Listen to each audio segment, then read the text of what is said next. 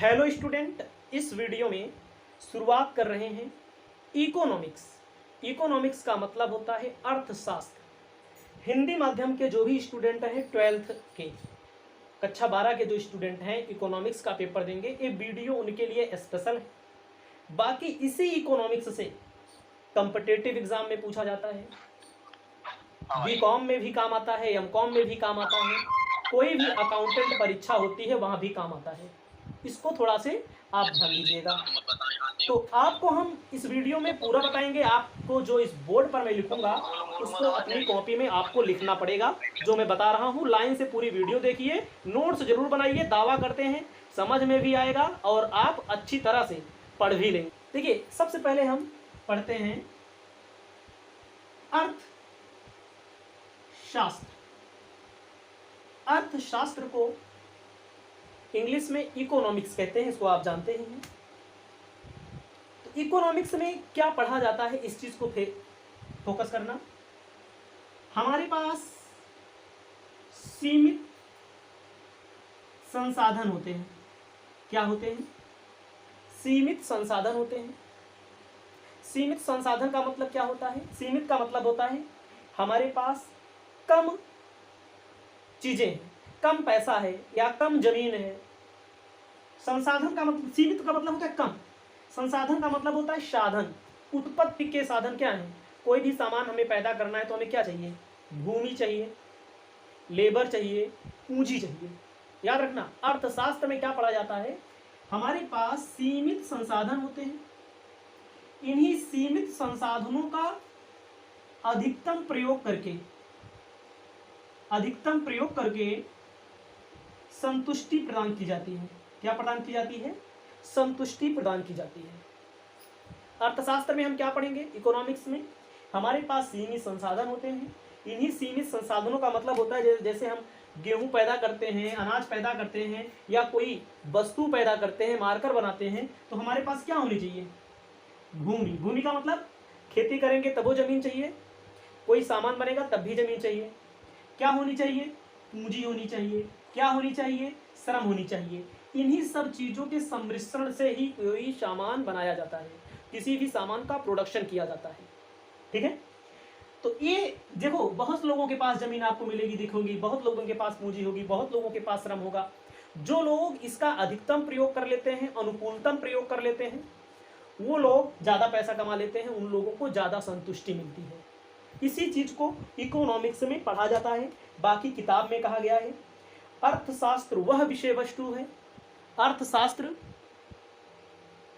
वह विषय वस्तु है जो सीमित संसाधनों के विवेकशील प्रबंधन से संबंधित है। मतलब कि हमारे पास सीमित साधन होते हैं, उनका विवेकशील प्रबंधन। मैंने क्या कहा? अधिकतम प्रयोग कब किया जाएगा? अधिकतम प्रयोग का मतलब होता है अनुकूलतम। अनुकूलतम का मतलब होता है भाई सबके पास दिमाग है, सबके पास 2 हाथ है, 2 नाक है, 2 पैर है, बस सबके पास है ना।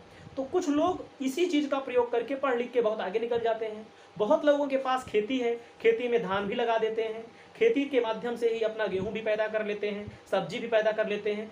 उस चीज को बहुत लोगों के पास पैसा है, उसको सही जगह लगा करके उसको डबल कर लेते हैं, ट्रिपल कर लेते हैं, है ना, 100 गुना आगे बढ़ा लेते हैं।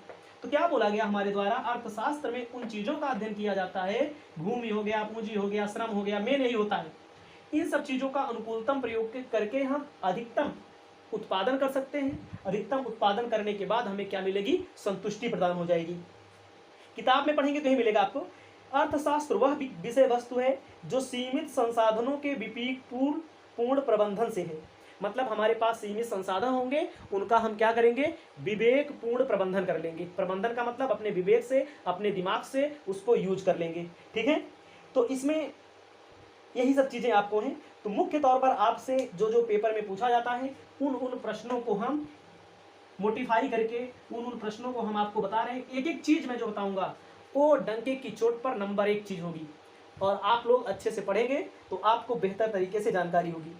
पेपर में आपके अर्थशास्त्र में जो आप अर्थशास्त्र पढ़ते हैं, पेपर में पूछता है व्यष्टि अर्थशास्त्र क्या है। ध्यान दीजिएगा, व्यष्टि अर्थशास्त्र क्या है? व्यष्टि अर्थशास्त्र क्या है? आपको जानकारी के लिए बता, ध्यान दीजिएगा, आपके पेपर में पूछता है व्यष्टि अर्थशास्त्र क्या है। जानकारी के लिए आपको बता दें, व्यष्टि का मतलब होता है, कभी कभी पूछ लेता है, सूक्ष्म अर्थशास्त्र क्या है, किसे कहते हैं, आशय क्या है। तो आपको क्या लिखना है, पूरी चीज हम बता दे रहे हैं। ठीक है, लिखना है नीले कलर से लिखना है, हमारे पास कई कलर की मार्कर हैं। व्यष्टि अर्थशास्त्र, अर्थशास्त्र का वह भाग है हेलो सर, नहीं फोटो फ्रेश आ रही नहीं, वॉइस जिसमें, व्यष्टि अर्थशास्त्र अर्थशास्त्र का वह भाग है जिसमें भिन्न भिन्न, भिन्न भिन्न मतलब अलग अलग, छोटी छोटी इकाइयों का अध्ययन किया जाता है। व्यष्टि अर्थशास्त्र अर्थशास्त्र का वह भाग है, ठीक है, व्यष्टि अर्थशास्त्र अर्थशास्त्र का वह भाग है, देखो थोड़ा साफ कम दिख रहा होगा, इंक अभी इसमें डालना है, ठीक है, कोई दिक्कत नहीं है। व्यष्टि अर्थशास्त्र अर्थशास्त्र का वह भाग है जिसमें भिन्न भिन्न का मतलब क्या होता है, अलग अलग, छोटी छोटी का मतलब होता है छोटी छोटी इकाइयों का अध्ययन किया जाता है। छोटी छोटी का मतलब आप समझ ही रहे हैं, जैसे एक फर्म, एक फर्म हो गया। हेलो सर जी ध्यान दीजिएगा, एक फर्म, एक व्यक्ति, एक परिवार, ठीक है, एक उद्योग का अध्ययन किया जाता है। ध्यान दीजिएगा, समष्टिगत व्यष्टिगत अर्थशास्त्र का मतलब सूक्ष्म, सूक्ष्म का मतलब होता है छोटा छोटा।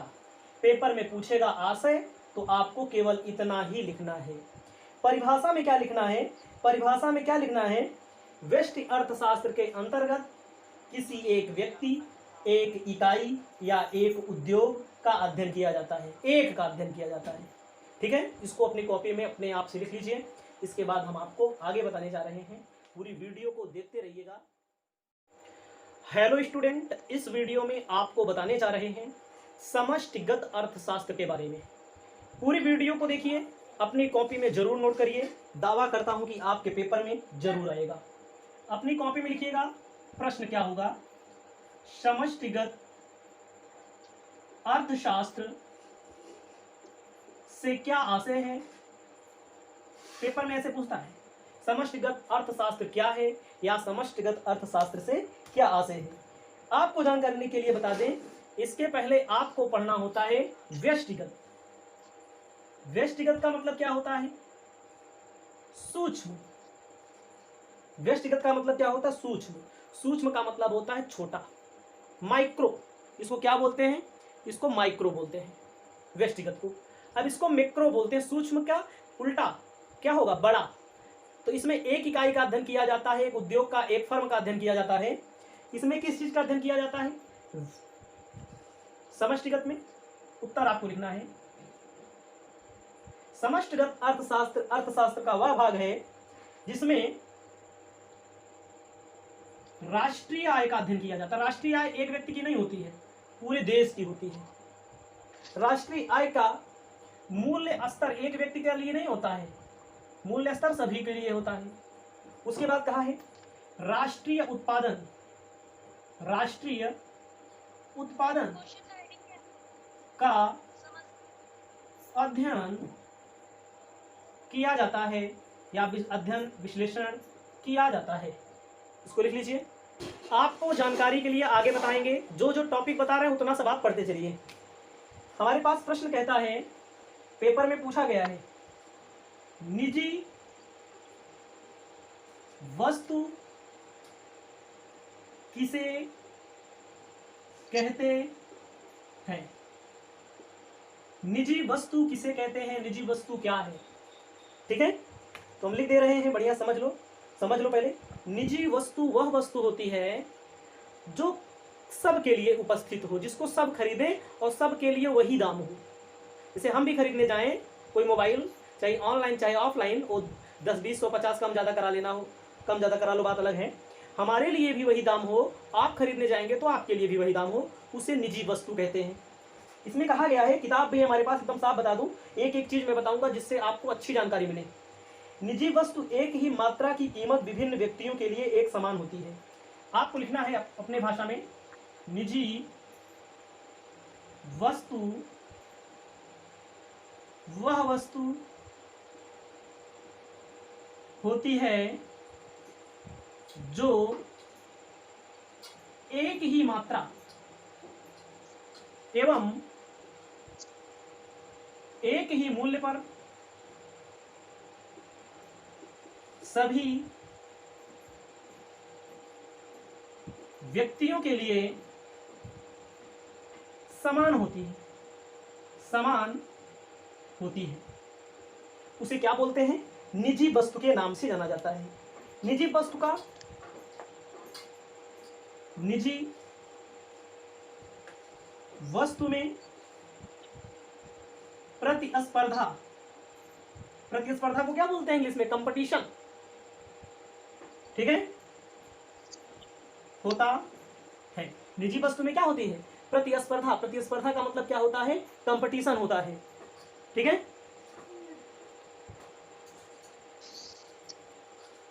प्रतिस्पर्धा होती है निजी वस्तुओं में। ठीक है, तो आप दूसरे शब्दों में भी लिख सकते हैं, जिस पर अपवर्जन का नियम लागू होता है। अपवर्जन का नियम लागू होता है। दूसरे शब्दों में निजी वस्तु या सेवा की एक निश्चित कीमत होती है। वो चीज लिख दिया गया, लेकिन हम ज्यादा से ज्यादा आपको बताना चाहते हैं, निजी वस्तु या सेवा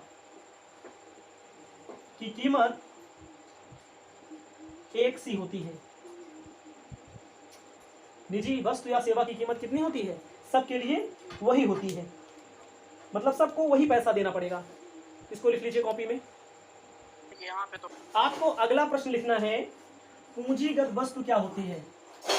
प्रश्न लिखिए, पूंजीगत वस्तु क्या होती है। देखिएगा, पूंजीगत वस्तु किसे कहते हैं पहले जान लो। इसको सब लोग नहीं खरीदते हैं, इसको जिन्हें उत्पादन करना होता है वही लोग खरीदते हैं। जैसे आप लोग पढ़ रहे हैं, जितने लोग हमारे यहाँ पढ़ेंगे, क्या सभी लोग व्हाइट बोर्ड खरीदेंगे? जिनको पढ़ाना होगा वही खरीदेगा। तो ये हमारे लिए पूंजीगत वस्तु है।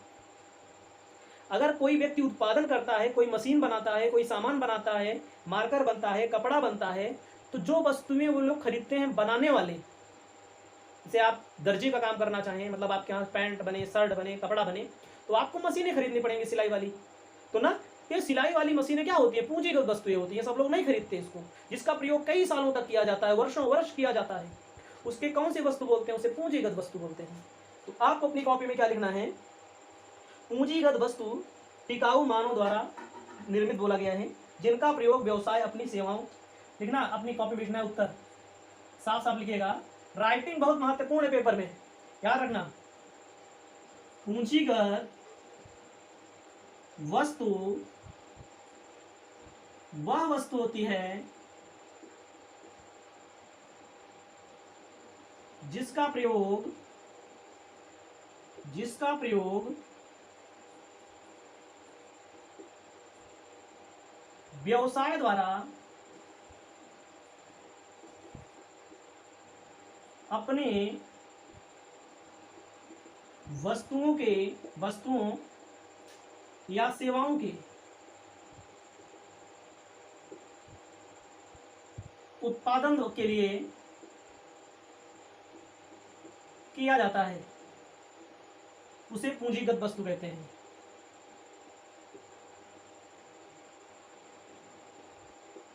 एकदम साफ साफ देखो, एकदम रटना भी नहीं है। मैंने पहले एग्जांपल बता दिया, हम कोचिंग पढ़ाते हैं, हमने व्हाइट बोर्ड खरीदा, तो हमारे लिए कौन सी वस्तु होगी? पूंजीगत वस्तु होगी।